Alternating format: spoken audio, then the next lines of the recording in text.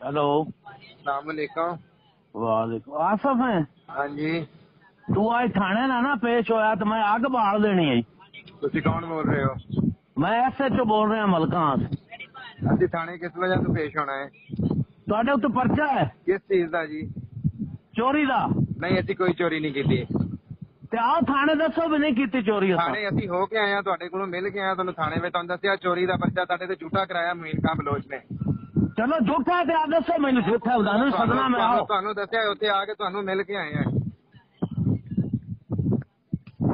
ਚਲੋ ਮੈਨੂੰ ਆਉਂਦਾ ਤਰੀਕਾ ਫੜਨ ਦਾ, ਮੈਂ ਤੁਹਾਨੂੰ ਫੜ ਲੈਂਦਾ। ठीक है आ जाओ।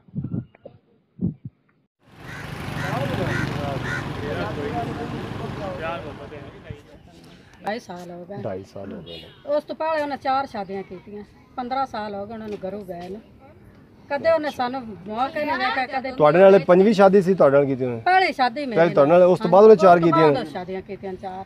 ठीक है। हाँ बेच के सारी खा ली। अयाशी कर ली उन्हें। ठीक हो गया। तेरी शादी तेरे ਨਾਲ शादी ਤੋਂ ਬਾਅਦ? हाँ जी ठीक है। शराब ਤੁਹਾਡੇ पींदा। कितने बच्चे कितने ने? 2 बच्चे ने मेरे। 2 बच्चे। बेटे ने दोनों? हाँ जी मजदूरी करके पाले हैं। ठीक हो गया। 10 किलो जमीन आ जड़ी सारी वेच खा गया। मेरा नाम आसफ है, मैं तरानवाडी का रहशी हूँ। 2 माह पहले हमने बड़े भाई की शादी की थी। शादी की रात को पुलिस आ गई। पुलिस ने पूछा कि आपके घर में कोई बड़ा मोतबर है? कोई नहीं। मैंने कहा नहीं, मैं खुद ही मोतबर हूँ। आप बताइए काम क्या है? उन्होंने कहा कि आपके नाम पे चोरी का पर्चा है। मैंने बोला हमने तो कोई चोरी नहीं की। आपके वालिद के साथ आपकी कोई पहले कोई लड़ाई झगड़ा या ये मकान आपके जिम्मे? उन्होंने आगे शादी की हुई है। ये जो मकान आपके नाम पर उसी के नाम है।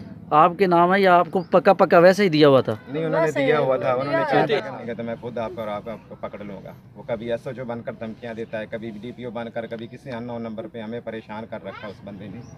ये कौन धमकियाँ देता है? काट दिता। 4 तोले सोना से मेरा, मैं चुकन लगे, मैनू नहीं चुकन दिता इन्हें। कुछ साढ़े पैसे पाए वो भी मैं चुकन लगे, मैनू नहीं चुकन दिता। मैं नमाज पढ़न लगे, मैनू नहीं पढ़न दिती इन्हें। तो मैनू उन्हें कट मार तो बाहर बजा दिता।